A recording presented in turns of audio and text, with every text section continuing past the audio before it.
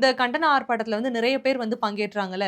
இவங்க எல்லாருமே இந்த விஷயத்திற்கு ஒரு நீதி கிடைக்கணும் அப்படிங்கிறதுக்காக தான் வந்தாங்கன்னு நீங்க நினைக்கிறீங்களா?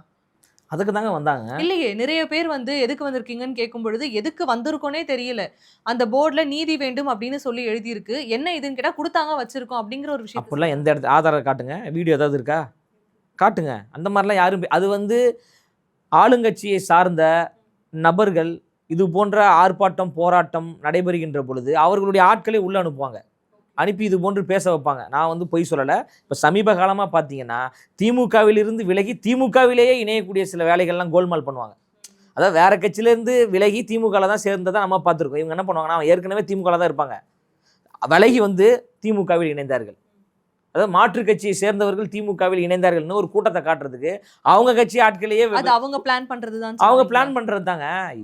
மிக தெளிவாக அரசியல் புரிதல் கொண்டு, அரசியல் பக்குவம் கொண்டு, கொள்கை கோட்பாடுகளை உள்வாங்கிக் கொண்டு தான் பொது வாழ்க்கையில் எங்க தோழர்கள் பயணிக்கிறாங்க. சரிங்களா?